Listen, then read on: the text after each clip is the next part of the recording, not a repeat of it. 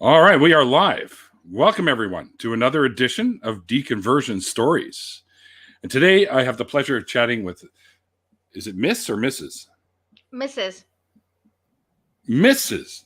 Tersia Yes, Duplessis or Plessis. Is that it? Okay. it's I have French. issues with names sometimes.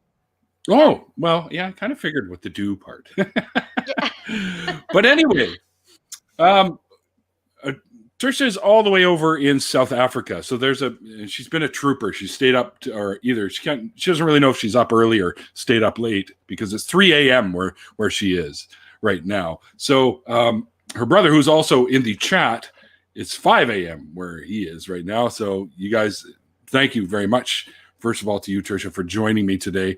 It's going to be, I think it'll be a great conversation that we have. And thanks to your brother for being a trooper and either getting up this early or staying up this late just to catch the show. That's some dedication right there. But Tersia, what I do here is I chat with people about their stories about how they found their way out of a belief system, whether it be religion, pseudoscience, whatever. And I know that you are going to be talking basically on behalf of like your entire family, which I find amazing because it's like you all took that same journey at the same time and found your way clear of this belief system. So to me, that just blows me away. I think that's the first I've even heard of any situation like this. So, Tersia, why don't you take us kind of back with you and your family back to the early days, what you were involved in, like what type of religion, and the journey that you took, that like when the domino started falling and you started sort of realizing that this was all bullshit and you found your way out. And also because you are also very active where you are in South Africa of keeping the church out of things like public school and stuff like that. To tie that in a little bit as well for your activism for today. Okay, you have to stop me because I tend to talk too much.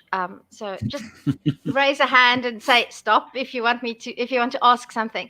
So let me start. I And do this because usually. I just go, so you'll see it. yeah, yeah, I'll look out. So I was born in Durban on the east coast of South Africa. My mom and dad, I was a honeymoon baby. They were married on the 1st of April, and Oh, I was born on the 25th of January. So I was the first child. My father was still a student, and they mm-hmm. were both in. I thought about how to explain this to Canadians and Americans and people from not an Afrikaans community. So Afrikaans is my vernacular. It is a sort of, Mm-hmm. it used to be called Kitchen Dutch. So it is a bastardized version. Don't let the Afrikaners hear me say that; they'll crucify me. So it's sort of a flat version of Dutch, and in the Dutch community. So there's the Dutch Reformed Church that in Holland is actually quite liberal, but in South Mm-hmm. Africa, we have a very, very special version of it. You know, the closest I can think of explaining it to an international audience, it's almost like a, a Dutch version of the Amish with but we accept modern amenities, but very conservative, very austere. Um, uh, so so our church buildings, for example, are very simple, and the focus is on the pulpit, and we don't have lots of rituals. We only have two sacraments, baptism and the what would be called mass in the Roman Catholic tradition, and it's a very strict and very conservative belief system.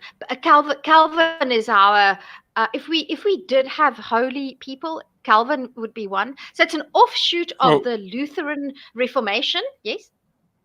so it's a Calvinistic Christianity Yes. style. Yes, Okay. yes. And I've learned since, I didn't learn that when I was at church, but I've learned since that it's presuppositionalist and Mm-hmm. fundamentalist. So I grew up in this church community. And, you know, both my mom and dad belong to this denomination. My grandparents belonged to it. And I was extremely happy growing up in this very small church community because you see in South Africa, in the Afrikaans community, in the white Afrikaans community, there's three big denominations. They call this the sisters kerke, the sister churches. So the biggest one Mm-hmm. is the Dutch Reformed, and then you have the Reformed, and then you have us, the also reformed, but it's another Afrikaans word for reformed. And we were the smallest and the most conservative. And we actually have this name. It's in Afrikaans, it's called die doppers, and it means to drink a lot. So I don't know why we have this name, but I was very happy What's in this that all community. about? I don't know, because we didn't drink a lot. We just drank wine for mass, and very conservative. But I was really happy, and I was really, I grew up in a very safe, structured environment. But I was fortunate because both my parents are teachers. I still say, my mom and my dad are both 71. In fact, my dad turned 71 a week ago. My mom will be 71 in 2 months' time. And they were both teachers. And my mom especially had quite a liberal streak. So she was a bit of a hippie in her younger days, and she grew up and she surfed and she snuck away from school. My dad was really conservative. He actually dragged his friends to church. Sometimes he used his fist to get them into church because, if the cause is good, it doesn't matter. Yeah, no, he was, and he was an elder in the church, and my mom was a Sunday school teacher, and so I was the firstborn. Then 4 years later, I had another brother, and then 8 years later, another brother, and 15 years later, another brother. So I'm the sister. And we just grew up in this very happy, safe community, and I never ever questioned anything. So do we call you Sister Tersia? No. Ask my brothers. I'll tell you this. This is really funny, and I'm going to send the link to my second brother. He's gay. Now that comes into the story because that contributed greatly to my mother's deconversion, especially my mom. And so he was, in fact, when he came out of the closet, he was living with me. But we always joke because he introduces me to his friends saying, "This is my sister. She got the balls, I didn't."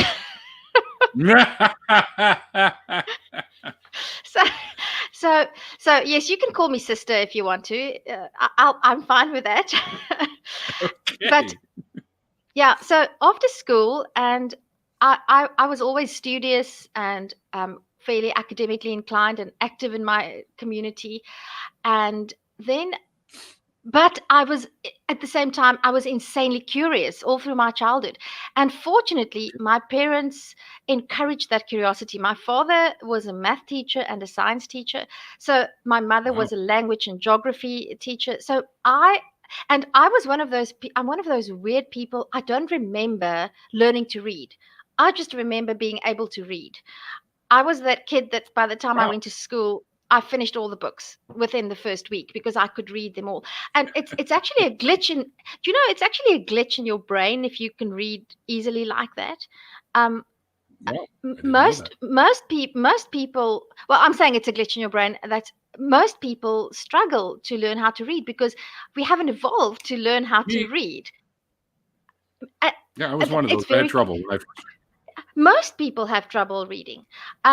So I'm weird in that respect. But I grew up surrounded by books, surrounded by and I could read anything that I wanted to. I was never limited in terms of what I could read. And we loved movies.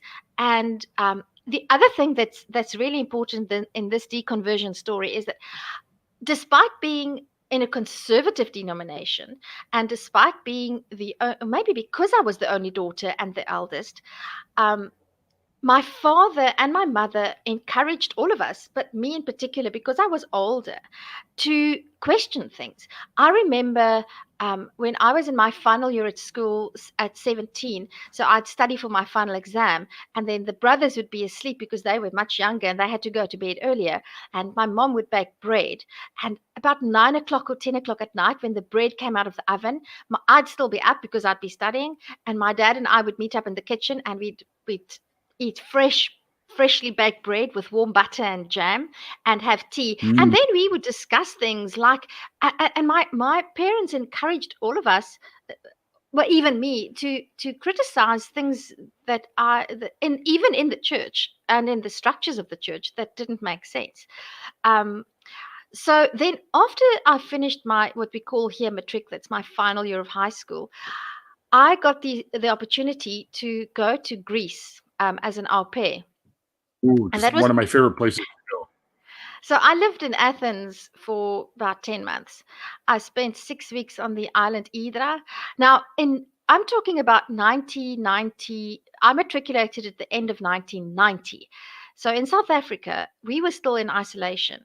In fact, on the 2nd of February 1990, F.W. de Klerk announced on the radio that that morning on our way to school, he announced that he was going to free Nelson Mandela and unban the ANC. And I remember my mom being terrified because she thought the blacks were coming for us, because that's the environment that I grew up in. So you had this very strict religious belief, and then also being isolated from the rest of the world in South Africa. So then at the age of 17, because I turned 18 in Greece, I get onto a plane and I fly over to Athens. I can't speak one word of Greek. I can barely speak English because I grew up in this very Afrikaans community.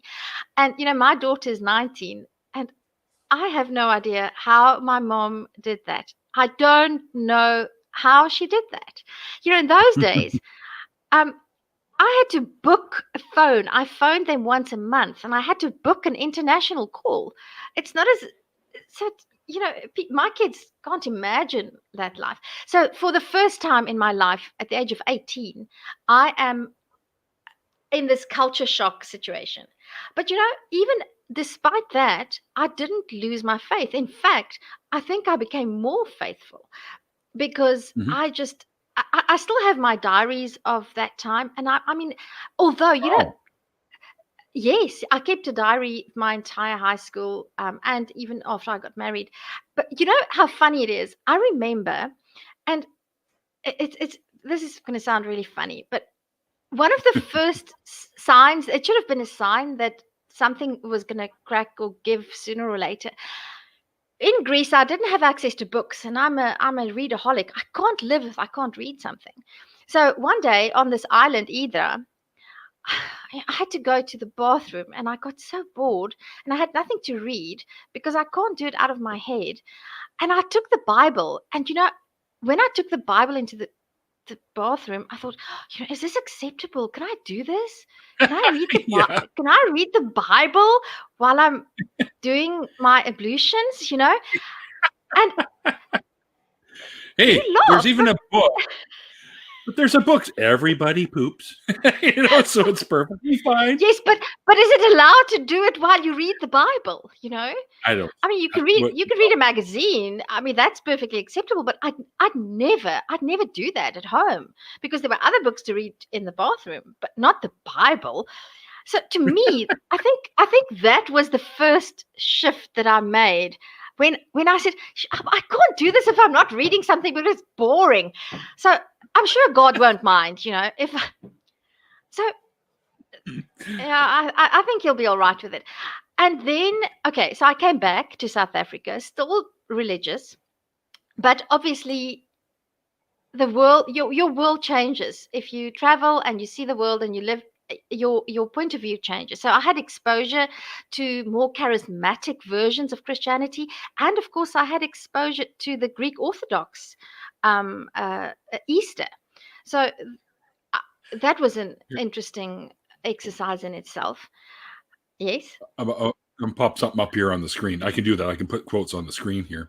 My friend Okay. Pine Snake posted this up here, which I thought was what about your Bible in the bathroom? No, I'd never do that. I still have my Bible and I'll never damage it because it's a precious book to me.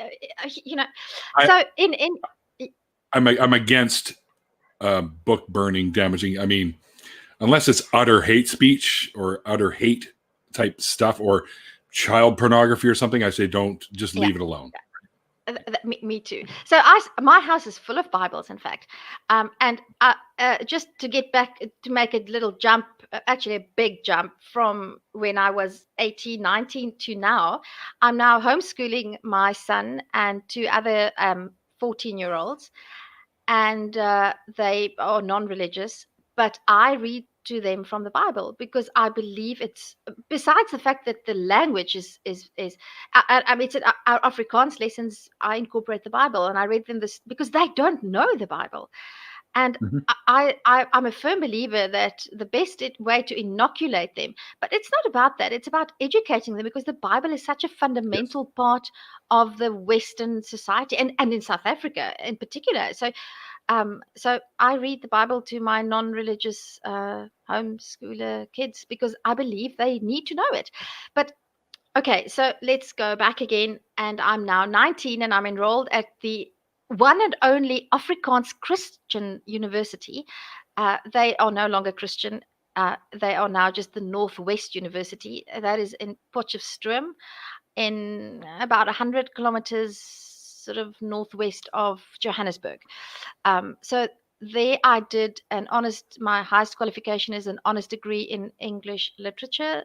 And I was very religious. I went to church. I did everything. So then I began to teach, still very religious. And then I met the man that I'm still married to, um, in the same church that I'm in. And, that was such a blessing. I had boyfriends who were not in my church, and it just didn't work out. And then I met this wonderful man, and the best thing about him, the second best thing about him, is that he's in the same church that I'm in. So we come from the same tradition, and so yes, we get married, and we were very dedicated Christians, Mhm. both of us. He was a deacon. He spent his Saturdays doing fundraising for the church, and if we used to sail as a pastime, and if there was a sailing regatta and there was something, we'd go to church. If there was a sailing regatta on a Sunday, we would go to church. We'd miss the sailing. The captain was often angry at us because he needed crew, and we said we have to go to church. In fact, my husband, he's 6'6". He's really, really tall, and he used to play good rugby. He played rugby in New Zealand, and he actually cut short his rugby career. He could have had a rugby career, but his religion and his faith was so important to him. It wasn't the deciding factor, but it was really that important to him. And so then we get married, and we were married for 1 year, and then we had our first child, and she was born 6 weeks prematurely, and it was a Ooh. traumatic. I had an abruption of the she almost died. I almost didn't make it, and I believed it was a miracle that God saved. I mean, the fact that she survived is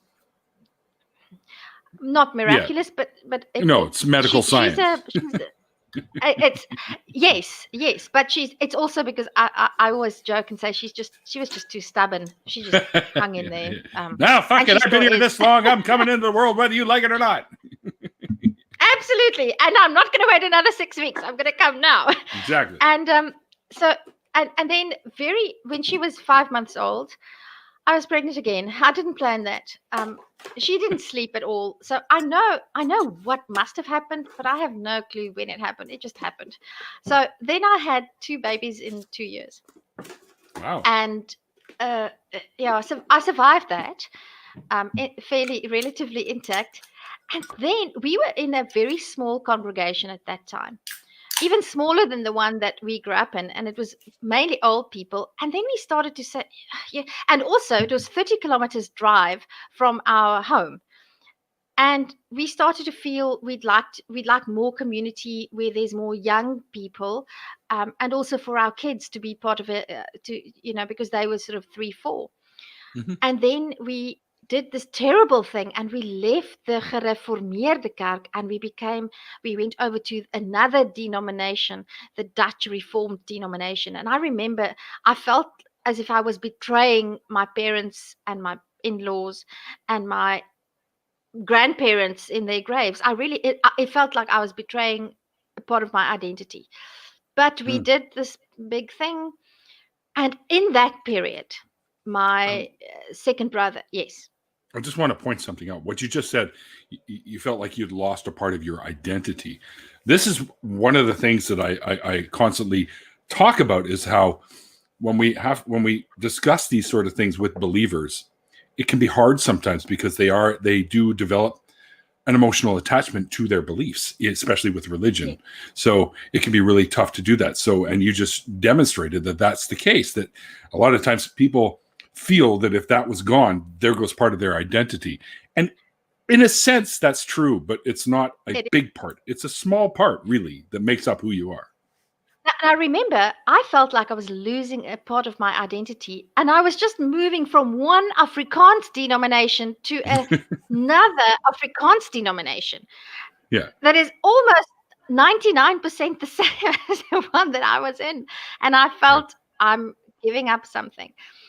And it was an issue, you know. My parents were disappointed. My in-laws were disappointed because you're leaving the fold. Yeah. Okay.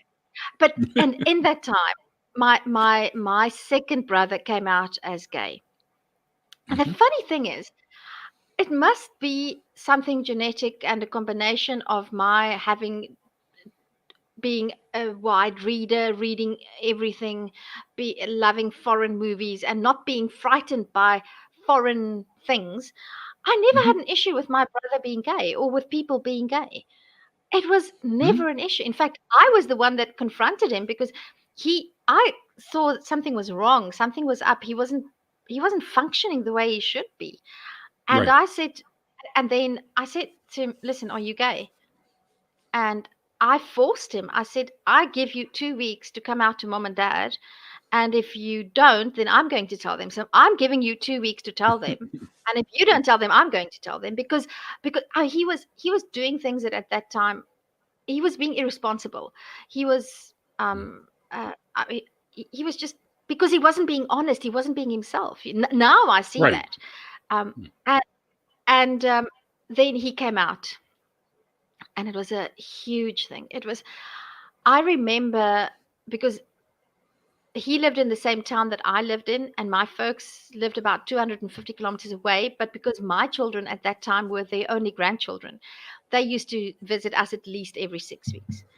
And then they'd obviously see my brother as well. And I remember spending, being awake at night and hearing my mom and dad praying and fighting and crying with and about and for my brother. And things happened that I don't even know about, but it was really, really bad. And in that same time, I got involved by, It was bad when he came out. Like, I'm assuming you're about to tell me how the family reacted. Yes, my mom, in fact, she said that she told him that it would be better if he doesn't change his gay lifestyle. It would be better for him to be dead than to be gay, because he's going to hell. You don't understand. He's going to hell. He is going to hell. He's lost, you know. So it was because it's a sin, and to me, the Bible is explicit about it. It's a sin. I can't. I have a quick question before you continue. If you could go back now with the mindset that you're in now as an atheist, do you think you would have threatened your brother about his gayness now? Like if you were in that mindset back then, would you said, "You better come out or I'm going to do it for you"? Because I'm assuming you probably wouldn't have done that if that were the case. I'm thinking that it was a religious influence that made you. I think so. Yes, I think so. I would have done it differently. I would have still encouraged. I would have been more supportive. Yeah, of course. Him. I would have still encouraged him. I would have said to him, "Listen, you can't live a lie." But you know what? I would have helped him, and I would have been much more encouraging. I wouldn't have forced him, and so I still think it's good that he eventually. I don't think you can live a lie, but that would have been my motivation. My main motivation would have been don't live a lie. Be true to yourself, because it's good to be true to yourself. Right. Yeah. At that time, Much my more motivation, rewarding. absolutely, yes. So it was a very tough time, and I think for my parents and my brother more so than for me. I got involved then at my daughter's school. There was some things Oh. happening there that I didn't approve of, that I still believe just wasn't. Yeah, that's what happened. You see, yeah. You guys are But the trying to story make me has cry now. no, don't go there. But the story has a very happy ending. It has a very happy ending. So then I became more and more disillusioned with religious people. I'm going to cut the story a bit short. So I became more and more disillusioned with religious people because of things that were happening in areas of my life. And then I said to myself, well, but people are, it's not God, people are sinful. And then I just, but there was one, I have a few moments, and one of the moments, and that my youngest was born in 2006. He's 13 now. And I remember he was must have been about 4 or 5 months, because I was still I breastfed him until he was 2. So, but and it was Easter, and he was a baby, and I knew that he was going to be my last baby. And my other 2 children were sort of 6 and 7. And the minister had this sermon, and he was talking about how God sent his son Jesus to die for us, and how terrible it must have been. And then he used this analogy of a father, the story of a father whose son was dying of cancer, and how the father prayed to God and said, please, take my life, but just save my son. And how that is how God must have felt when Jesus was crucified. And I remember sitting in that church and thinking, that's just bullshit. Because Yeah. I remember, and the reason why I said that was bullshit, because I said, you can't, and it must be because I was a mother by then, and I knew what it felt like to have a child. And I said, if you God, if my child was ill, and I knew he was going to die, and I knew he had to suffer, but after 72 hours, he'd be brand spanking new. My goodness, I would say to him, buddy, just hang in there. It's 72 hours to go, and then it's back to normal. In fact, it's better than normal, How can you draw an analogy between a living earthly father whose child is dying and God and Jesus? And what really upset me in that same building at that time was a mother who had her youngest son was killed in a car crash when he was 6. And at that time, her eldest son was dying of cancer. Oh, So boy. she had 2 of her 3 sons. She had 3 kids, and 2 of them died. And I thought, how can that minister say that when that woman is sitting in that church, right? And I almost got up and walked out of the church, which would have been really, really bad. And after that Sunday, I said to my husband, his name's Donnie, I said, I'm not going to church again. I can't. I'm not going to church again. But then I had a relationship with Jesus. Because being a Christian is following Jesus. Right. And then So they say. and I really believed it, and I really went for it. But in Afrikaans, I don't know, do you have this expression, the popo hits the fan? The shit hits the fan. Yeah. But you said we're not allowed to say shit, so we say that. You just did. Really? Oh no! Oh fuck! I said shit. You remind me. My buddy's got a T-shirt of a little guy who was carrying an F-bomb, but he drops it and he says shit. Shit, and he drops the F-bomb. Well, I'll tell you one bad thing that's happened since I deconverted. I say fuck and shit a hell of a lot more.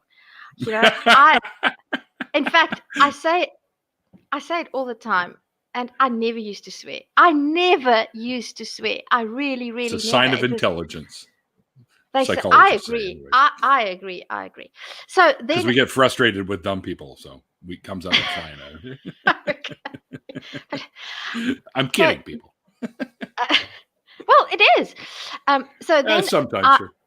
I went on this relationship journey with Jesus, and I spent hours reading my Bible. And then I remember thinking that so first I started reading Paul, and then I said, but Paul doesn't make any sense. Paul really he doesn't make any sense. And but it was the first time in my life that I was reading the Bible without a minister interpreting it for me or having a Bible study guide. It was just me and the Bible. And I'm a language major. Literature is my field of study. It's my love. It's my passion. It's language and words is my passion. And I remember reading Romans 9. And my husband's a mechanical engineer, so he's more a maths guy. And I remember one night sitting up in bed and saying to him in Afrikaans, and I'll say this in Afrikaans, I say, Paulus was gerook, which literally translates as Paul was smoking something. He was high on something because this doesn't make any. I don't know what, but he was. And then I decided, all right, throw Paul out, throw all the other, just focus on Jesus, and not what did Jesus say? Who was Jesus? Yeah, but how do we know what he said? Well, we don't. Which at that You're time, taking the word of authors that we didn't even know who their real names were. But that wasn't even an issue to me at that time. I remember reading the parable of the fig tree. And that was almost the last nail in the coffin, because the Bible beats up a fig tree out of season when it doesn't fruit. When it doesn't, exactly. And I said to my husband, I said, Jesus was a psychotic,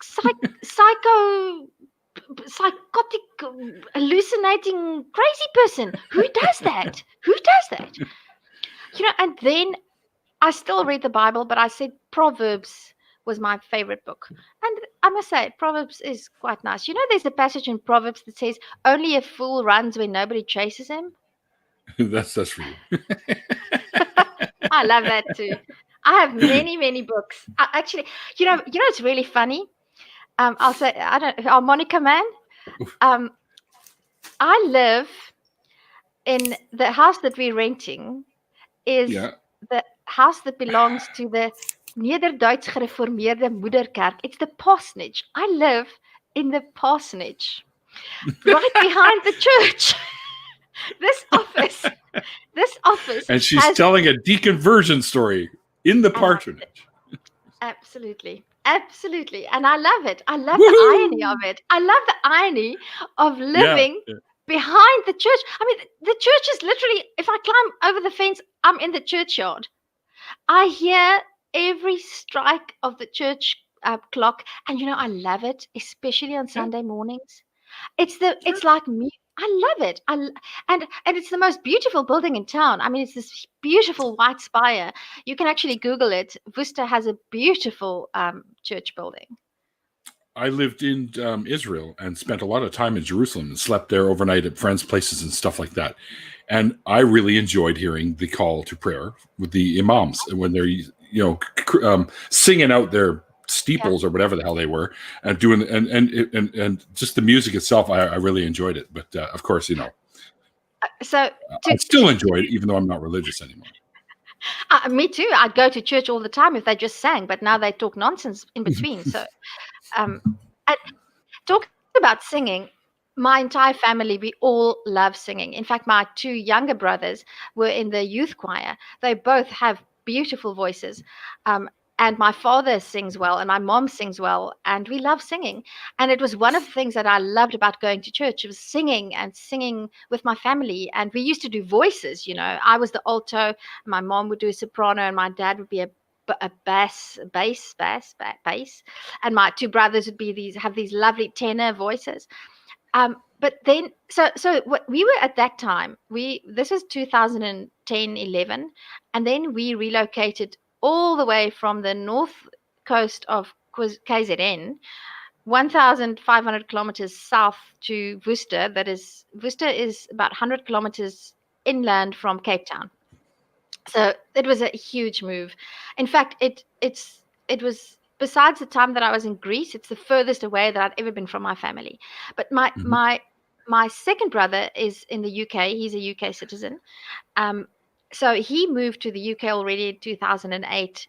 But we obviously we have contact, and but my Sure. younger brother and I, the cockernest, we have just all we close because we both like reading, we both like books, we both like debating, and we both academically inclined. And by that time, so then I turned 40, and my husband bought me an iPad. I remember that day for me. The biggest change was my husband bought me an iPad for my 40th birthday, and it changed my life. It changed my life because suddenly I had podcasts, and I had a Kindle. And I remember reading The God Delusion by Richard Dawkins. I know many people don't like him. I just think he writes so well. Well, I don't think it's that they don't like him. I think it's just they don't agree with a lot of the more wackier side of him these days.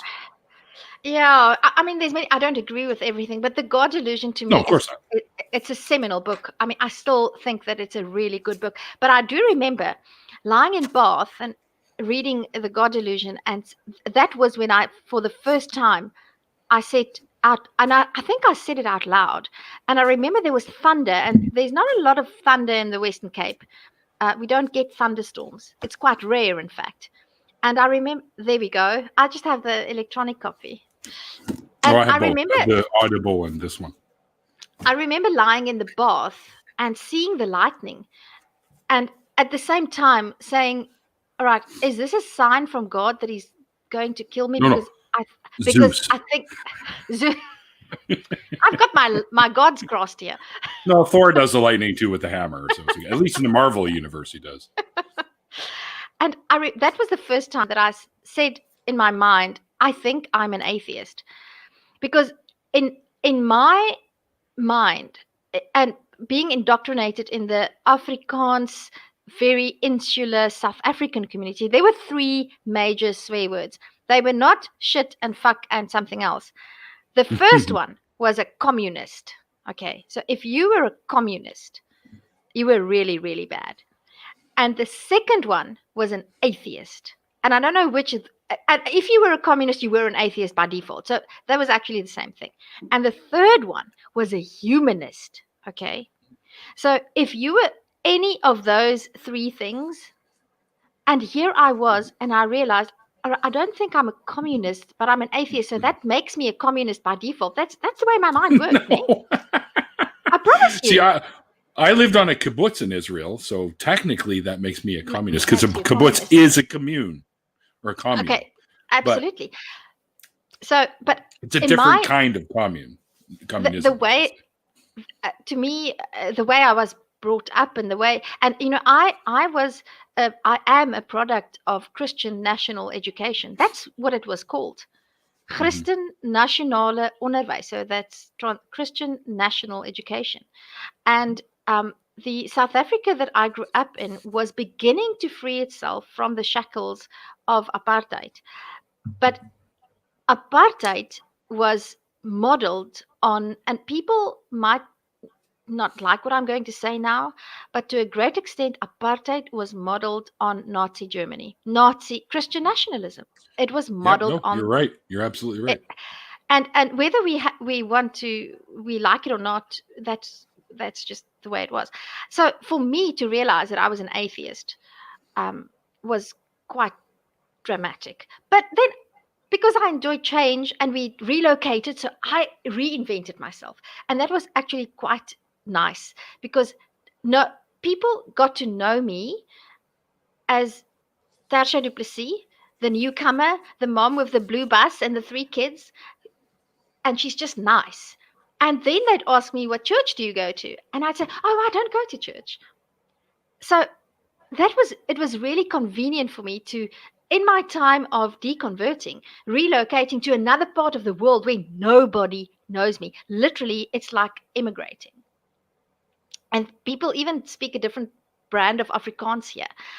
So in that time, my brother comes to visit me, the youngest one. He's a teacher and he spends his winter holidays with me. And I remember we were driving somewhere and he said to me, he wants to ask me something. And I said, yeah, sure, ask. I thought he had a girl or something. And he said to me, are you afraid of the devil and of hell? And I said, you know, actually, I don't believe in the devil or hell anymore. And it's worse than that. I actually don't believe in God anymore either. Mm-hmm. And he said, really? And the funny thing is, and obviously I'm reconstructing this because this is the way I remember it. Sure.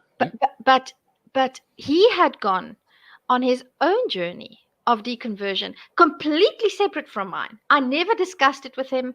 I never, and we came together and we realized, okay, this is We can weird. join forces now and continue, kind of thing, or Well, it was difficult because I had by then, I've always had a very open relationship with both my parents. And we've always had a very, when we get together, it sounds a bit like a Greek wedding. We're a noisy bunch. And I love Greek weddings. well, we're a Greek wedding. And my mom, just imagine me at 71 and you see my mom with shorter hair and yeah. But so, and we can have these heated arguments about anything, and both of us, we stick to our guns. So my mom and I were already beginning to argue about religion and about the Bible, and I would say to her, did you know that that's is in the Bible, and did you know that that's in the Bible? And she'd say, no, you're wrong. And then she'd come back to me and say, shit, I read it, you're right. And I said, of course I know I was right. And my dad, he took this really bad, really badly. My dad, I grew up with a dad who played with us, and he was always full of jokes, and he loved my children.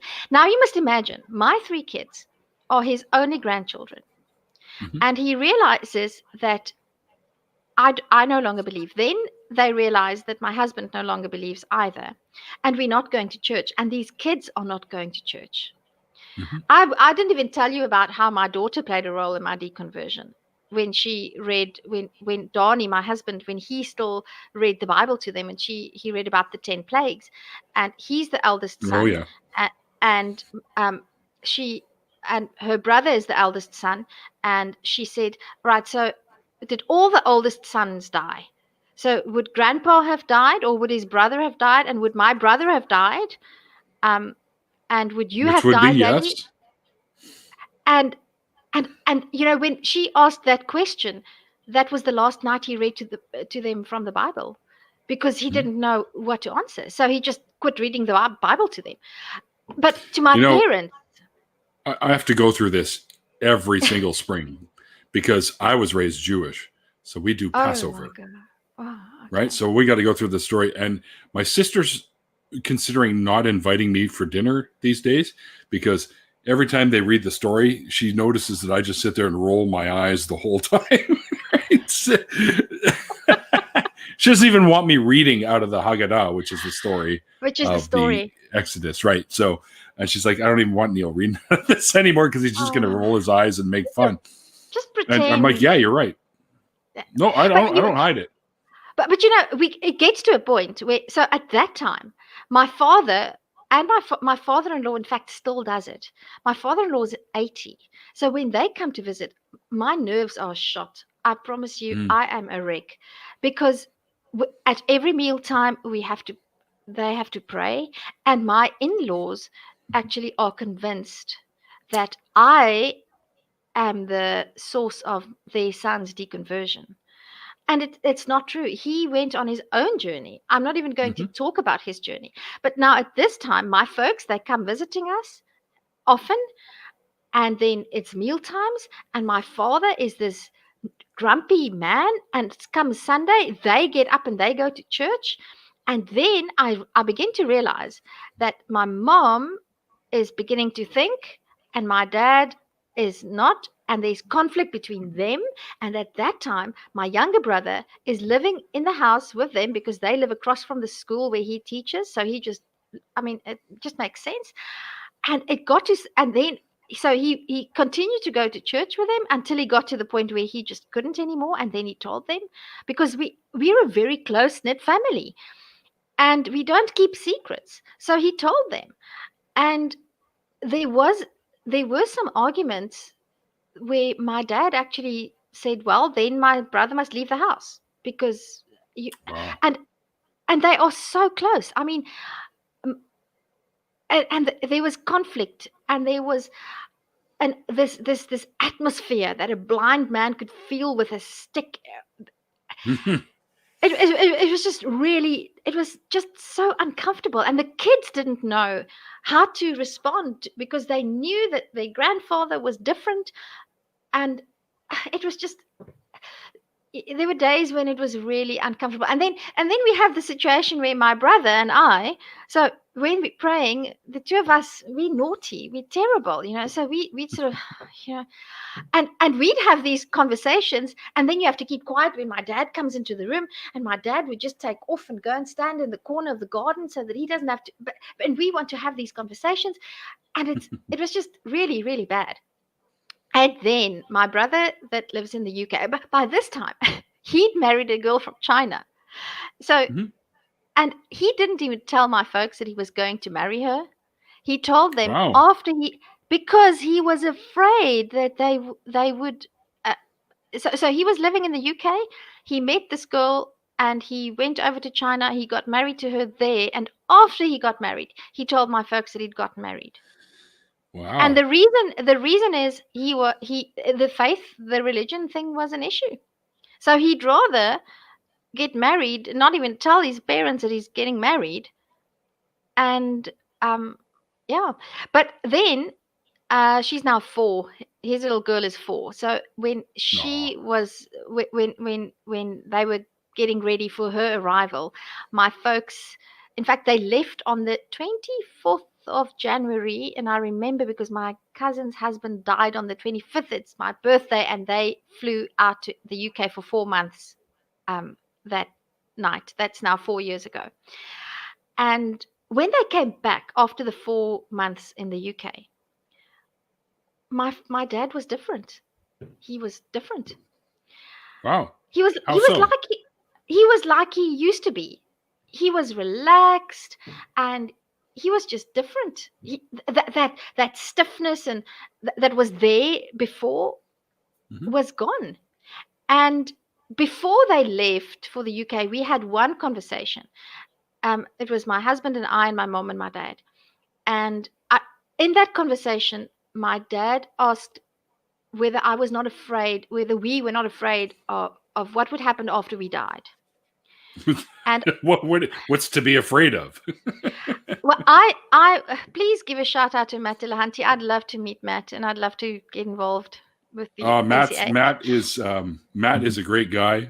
But he's so busy.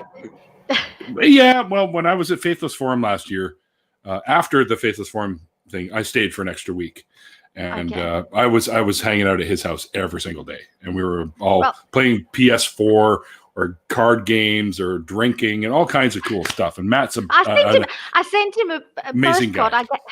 I gave Oren Ra, when Oren was out here, I gave him a postcard to give to Matt, but then COVID happened, and I don't think so. There's still a postcard with a prayer. Well, he would have, He would have given it to him, I think, by now. Well, I haven't heard anything back. So, but I still have hope. There's a bigger chance than God. I can ask Aaron for you if you like. I'll ask Aaron. We chat on Twitter. Ask Matt. Okay. Yeah, maybe I'll ask Matt. Yeah. Just ask Matt. I still got to get him on here. I got to get Matt on here. He said he'd do it, no problem. But we might do something for Faithless Forum next year. So okay. But in any case, I was at the point of the story where where I used Matt's line. So the first thing I said was, okay, we don't know where we're going. And then I think Matt has told the story where he told his mom, he said, so I said to my dad, I said, all right, so Dad, let's say we go to hell, okay? I'm going to hell, my kids are going to hell, all 4 your children are going to hell, as are your 3 grandchildren because they're not religious, and your son-in-law. Mm-hmm. So now you're sitting in heaven. Mm-hmm. If I you know where can you're going. if you can sit in heaven and watch us and feel nothing, then and be blissfully happy because you're with God, then whoever is in heaven is not you. It must be Right. some replica of you, Unreasonable facsimile. something like that. Or if it is you, then your memory has been wiped. Yeah. And you don't, because so why do you care about that? And later my mom told me that night my dad didn't go to sleep at all. She says he paced the hallway.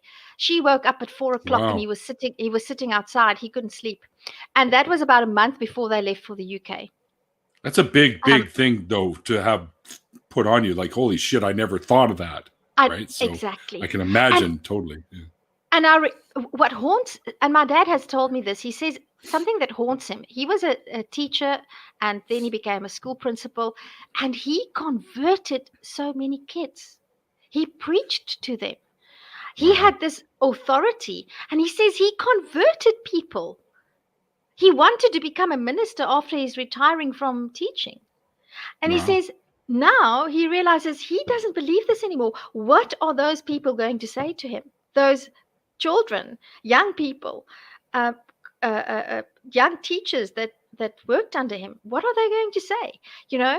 And then they went to the UK, and my dad told us afterwards.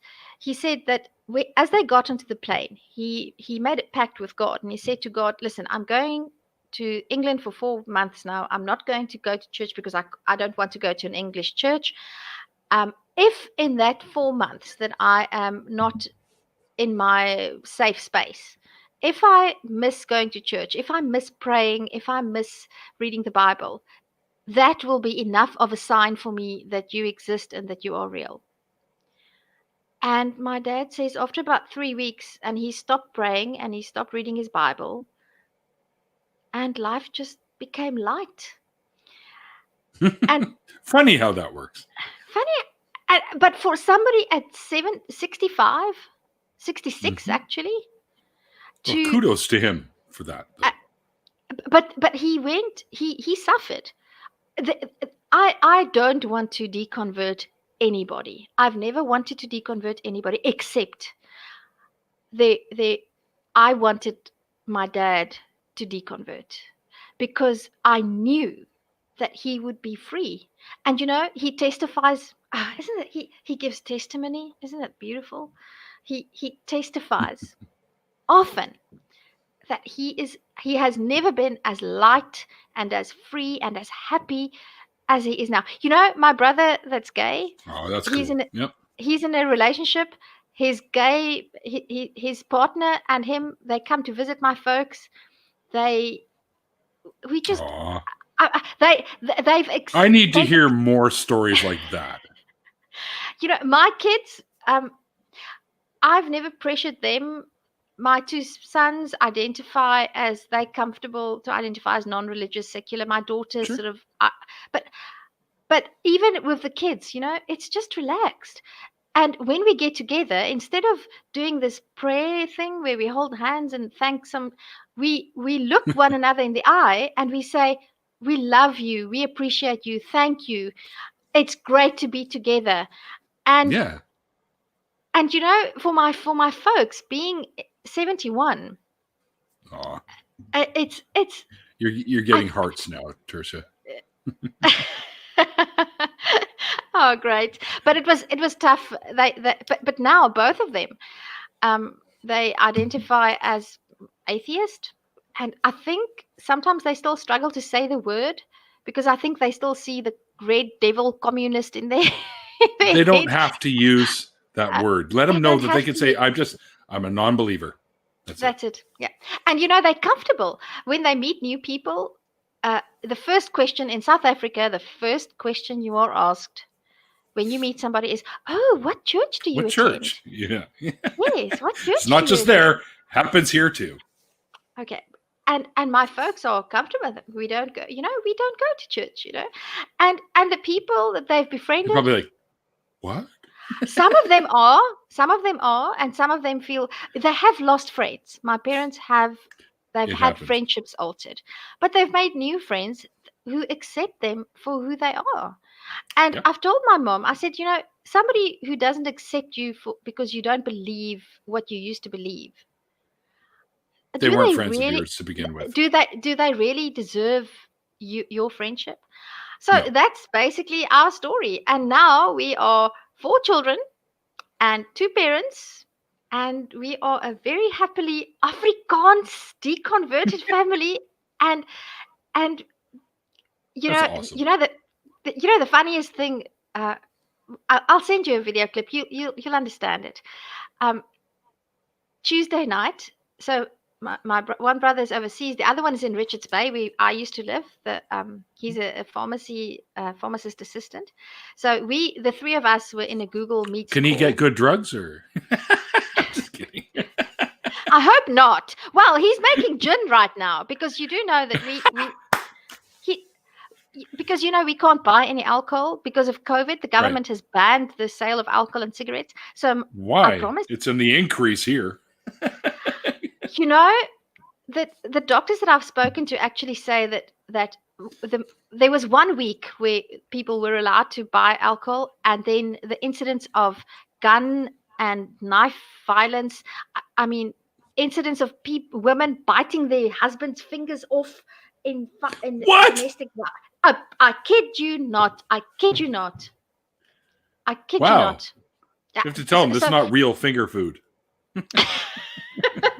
So my brother and his partner are now, I shouldn't say this, they could go to jail. No, but they're not selling it, so I think it's legal. So they're making gin. They're making gin now, but I've got nothing. I've just got lemonade. I've got lemonade at 4 a.m. I don't even have a glass of wine. But I got beer. Yeah. I know, rub it in, Neil, you dick. But so the 3 of us were on a Google Meets call, and I said, switch on the captions. So when you speak Afrikaans, and Google translates Afrikaans. Oh, it's funny. I've heard. Yes. But you know what we did then? The 3 of us did a Bible reading in Afrikaans, and Google translated it. I made a video of it. It is absolutely hysterical. I mean, I was laughing so hard that. You should share that. I will. I'll share it. I'll send it on to you. It's just a 2-minute clip, because I didn't do. We did a whole thing. I think we had about 20 minutes. We did.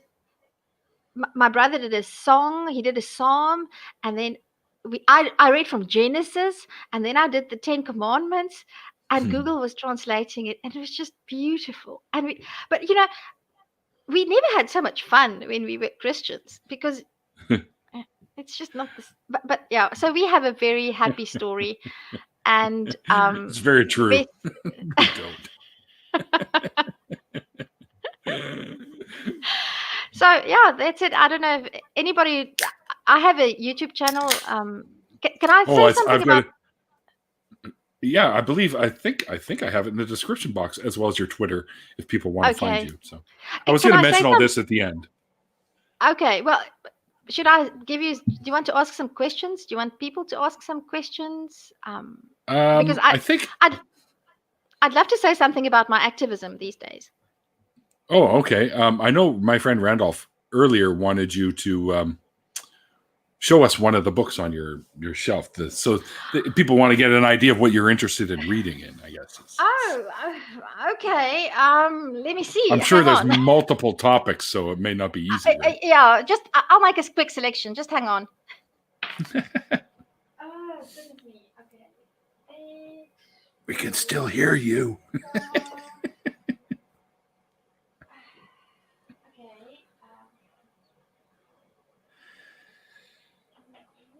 Yeah, Gunter, you're absolutely right. I've been in areas where I've dealt with drunk people, and yeah, they don't social distance very well. They like to get right in your face, and they're all like, "Hey, fuck you, and they're swearing at you. And yes, it's very true, especially down in the U.S. We're a little bit better in Canada, but Canadian beer makes us behave better.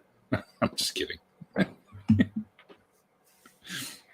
Sorry, the cord on my camera is not long enough, but I've got wall to wall, floor to. Maybe I can show. Just hang on.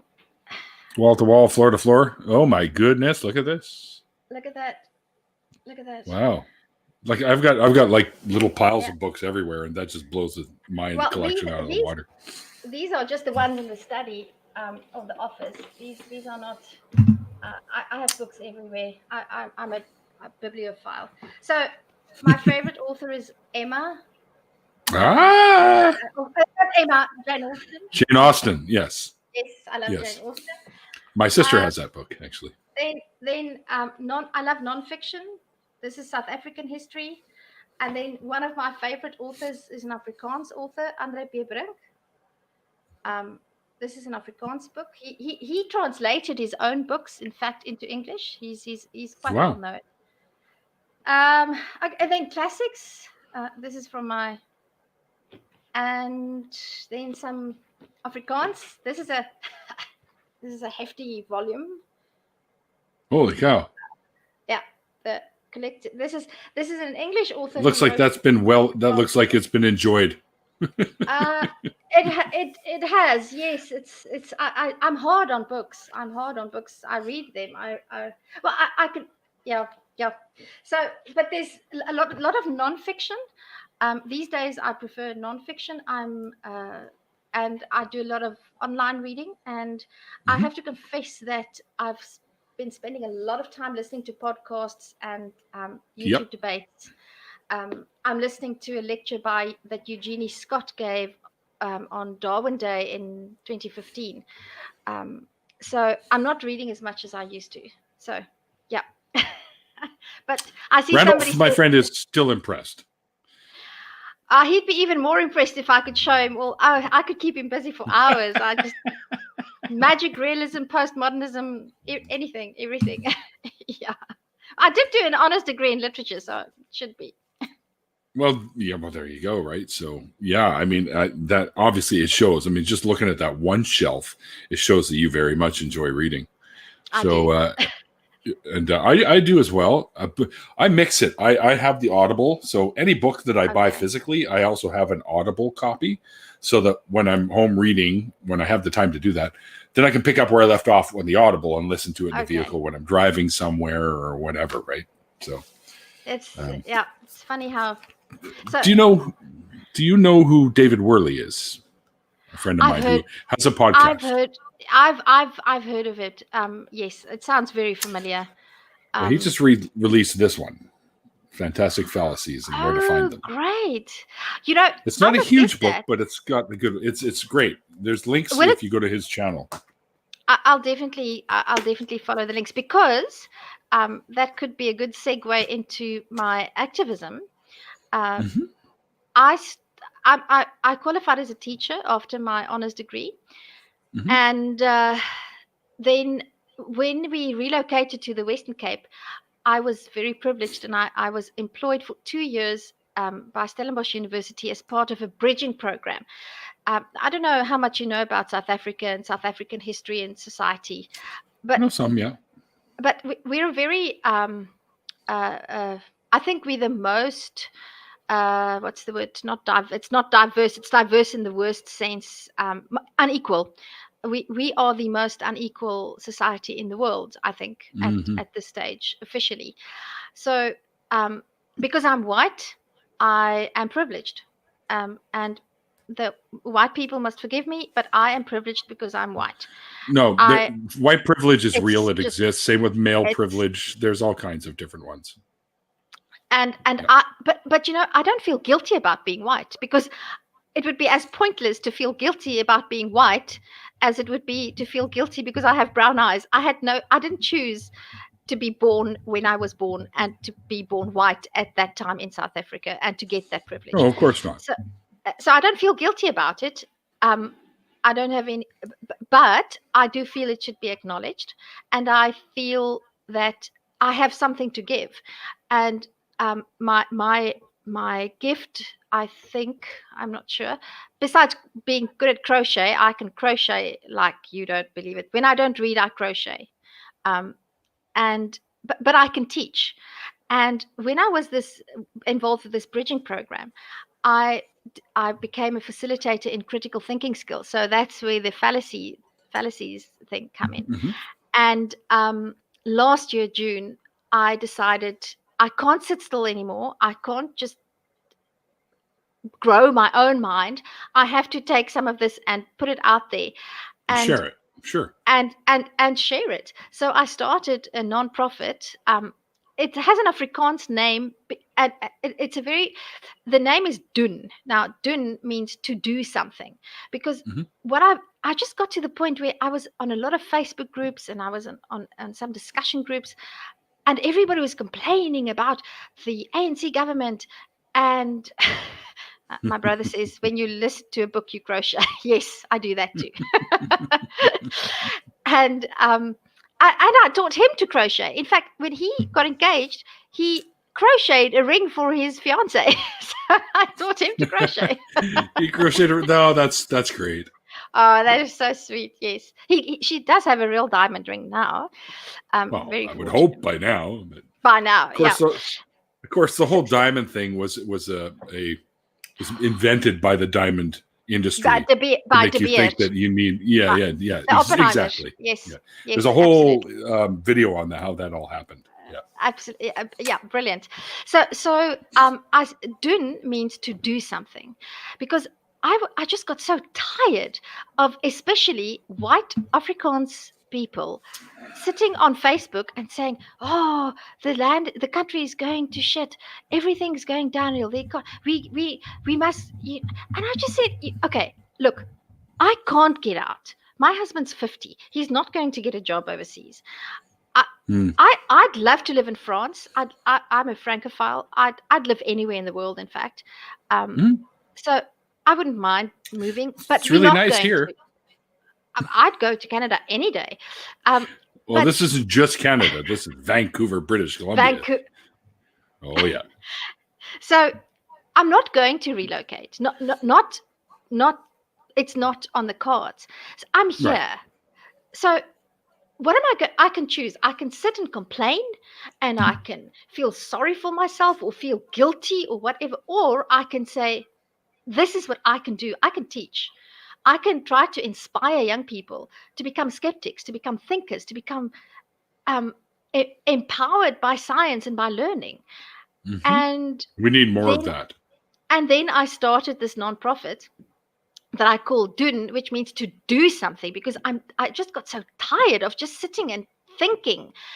And that's your YouTube channel. Right? That's my YouTube channel, yes. Yeah. So it is focused mainly on an Afrikaans audience, because believe it or not, there is quite a number of people in the millions in South Africa who really don't feel comfortable learning in English. So I'm currently doing a whole series about evolution and creationism, because the most powerful labor union in South Africa is Solidariteit. It's an Afrikaans powerhouse, and they're actually starting their own university one of these days. They do a lot of good work. Look, I don't want to bash them, but they had an online seminar where they taught Afrikaans teachers, science teachers, how to teach creationism in schools. Right. And that's crazy. Teach how to smuggle it in such a way that it can sort of slip through the cracks. So I'm currently doing this. Devan, my brother, and we're doing this series with Yuri van der Heever. He's a retired. He has a PhD in Karoo paleontology. So he's just great. So I mean, our sessions run into 2 hours. So I'm doing this video series. I was busy doing the subtitles for the second episode before we came on. So I do all the subtitles myself. So English speakers, just give me some time. I'm also teaching full time these days. But my dream is if it weren't for COVID, I would be doing workshops on critical thinking skills in rural schools. We did a series last year. My dad was with me, and Devan was also there for a few lessons when he was on holiday. There's a new school in the township area, and we had about 40 kids. We take 20 at a time. So we had 60. We had 3 full groups, and we take them for 5 days, and we just do critical thinking skills. And I still have contact with those kids, and I know that it makes a difference. So now with COVID and the schools being completely disrupted, things have sort of it's difficult, but that's so that created this opportunity. Now I wouldn't have embarked on the YouTube channel and put all that effort if it wasn't for the fact that I can't go to schools and do workshops there. So Right. obviously funding is always a problem, but with YouTube Start a and Patreon. I have actually. I started tonight. I have to do some give me that link and I'll add it to the description box below underneath your channel. Okay, because I'll do that. I do, and I might make a suggestion, Tersia. When you do your channel, you do your channel, do your videos in Afrikaans, and then do the same one but in English. In English, and your audience will expand hugely. Okay, I'll do that because what you do is important. Well, I believe it's important, and I know Africa is far off the map, and it's we're the dark continent, but everybody has access to knowledge in this day and age, and there's no reason for anybody to not have the knowledge, and I just believe that people, especially young people, they need to know things, and they need to be curious. My slogan, doen, is the D is for dink, which means to think. The O is for be original. The E is for the word is edel, and that translates to have integrity, be honest and be sincere. And then the N is for the Afrikaans word nuuskierig, which means to be curious. And I'll do a translation of that one video that we did was about the rediscovery of the seerkat, the fish. And I mean, the lady who discovered this fish, she wasn't even. She was just curious. She went down to the harbor and she told the fishermen, "Listen, if something interesting comes out of the ocean, let me know." And she discovered a living fossil. And that type of inspiring knowledge is what I want to put out there. So and I particularly want to give it to those kids who I hate the word disadvantaged. I hate that word because it has a sense of being a victim, and I don't like that. But those kids are they are disadvantaged. I mean, technically they are still victims as well. Even that too. Yeah. Of course, I understand why you don't like it, because you want to try to change that way of thinking so that these people are no longer victims and disadvantaged. We want to bring everybody up to the sort of the same-ish level as we can. Of course, based on the way modern society on this planet is, that'll probably take a really long time to happen. But I mean, the 1% that runs the show pretty much is going to want that to happen.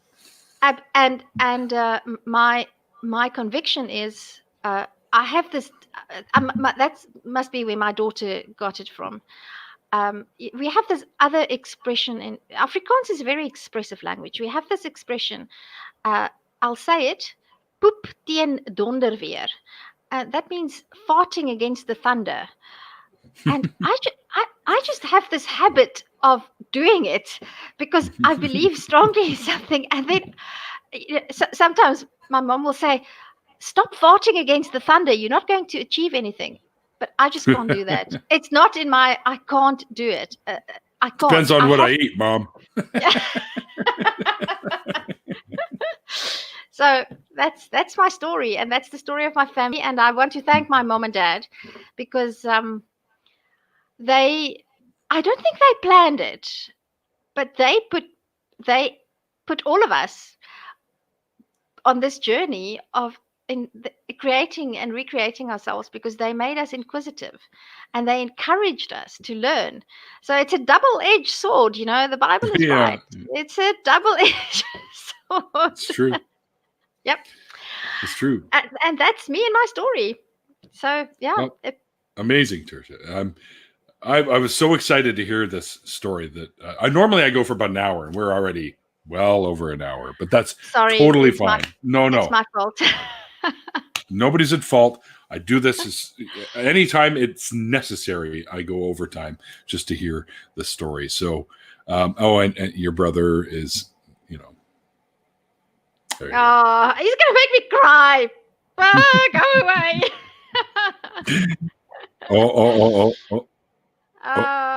Yeah.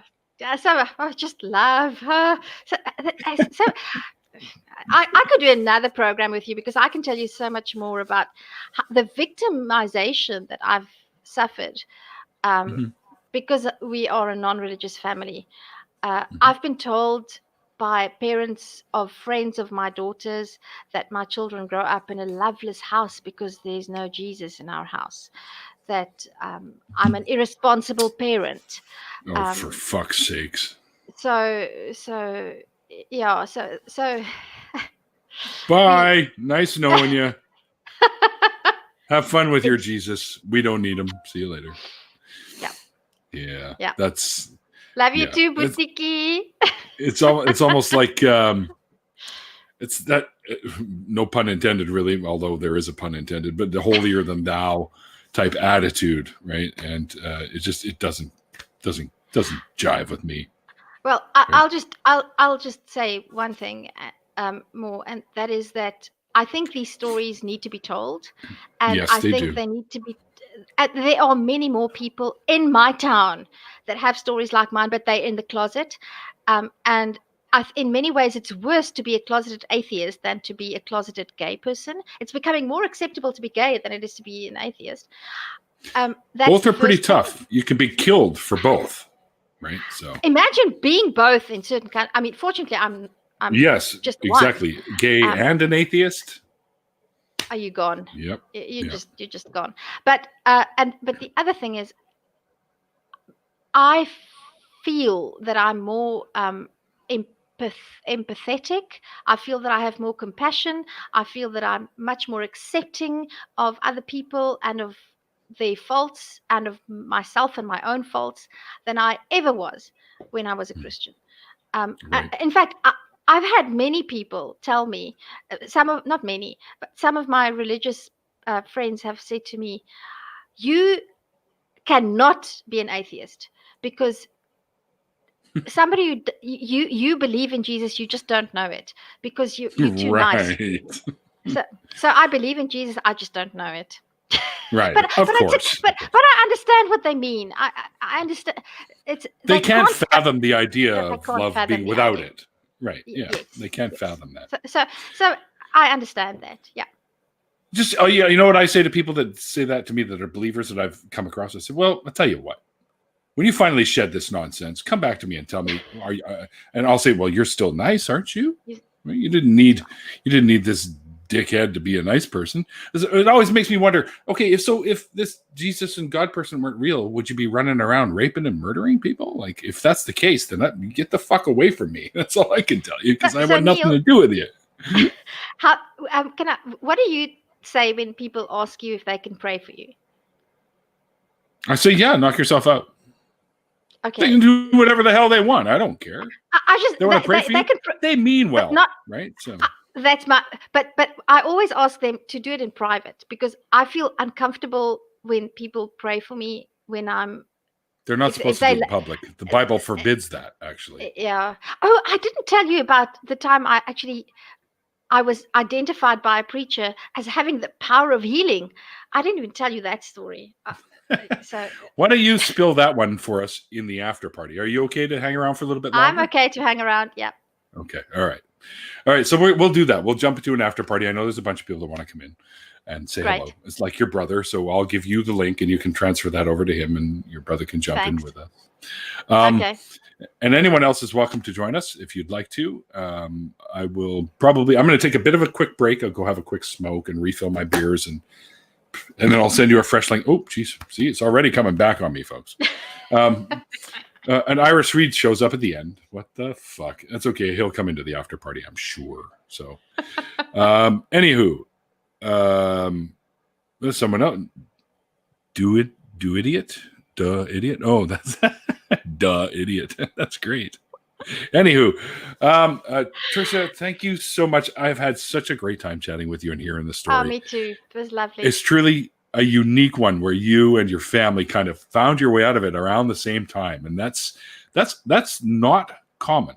So no. Consider yourself that's pretty cool. Blessed. Well, I hate using that expression because of the religious connotations and stuff behind it. But I still throw it out there. But I still use the word soul when I write music, right? But I think of it soul as in musically anyways. So. Okay. There you go. I don't actually think people have souls. We don't have souls. No. People get over it. It's fine. And one of the things I was going to say earlier when you're talking about the afterlife thing, one question I always ask people, well, you think there's an afterlife. So do you remember what it was like before you were born? That's my other go-to. Yeah. That's my and if not, pretty much expect the same thing. And it's not bad. I don't remember anything. And you won't. Right? You won't even remember that you were here. Absolutely. So what I always tell people is, you know what? We don't, do we really know if there's anything after? Well, no, not really. My guess is no. We're living organisms. We expire and that's it. We're done. So make sure you leave an impression on the world before you're gone. Leave something of a legacy behind you. And myself, I've done the blood donation group thing. First one in Canada to be, wow. First one in my country to do so well as a single person started group. So, wow. And Randolph is one of my members. There you go. Teaching is a great legacy because you are sharing your knowledge with young people, and that's the best way. Anyway, again, thanks you, Tersia, for joining me. It's been an absolute pleasure chatting with you. Same guys, thank you guys for hanging out in the chat. Always great to have people hanging out with us. And we will be doing an after party. So if you're interested, give me a message on Twitter or through Facebook or whatever. And I'll give you a link and you can join Tersia and myself. And I think her brother's going to join us too. So we'll have even more of the family in here to chat with. And we'll hear a little bit about what you were going to start going on as well before we get into a cross talk and whatnot. Absolutely. And of course, big thanks to my producer, Mikey Famine, who is actually backstage here with us right now. Expect some much better production value to come out of the show in the next little while. We're sort of playing around with stuff right now, so we'll figure it out. If you do like what you see and hear on the show, you're welcome to help the show out. I have links below how you can do that. I also have the links below how you can follow Teresa on Twitter or Tersia. Sorry, I shouldn't say. I was saying Teresa for a long time. Tersia. That's fine. I've got her Twitter link below and her YouTube channel below. I highly suggest that you go and subscribe. And she's promised to start doing some videos in English as well as the Afrikaans. So you'll be able to watch some stuff and find out what her organization is doing. So until next time, guys, like I always say at the end of these shows, right now I've added a little bit of another caveat. Because of the COVID-19 thing that's going around here, guys, remember to stay safe and be well and be kind, especially right now. And like the late, great Christopher Hitchens once said, it's called faith because it's not knowledge. And we'll see you guys next time.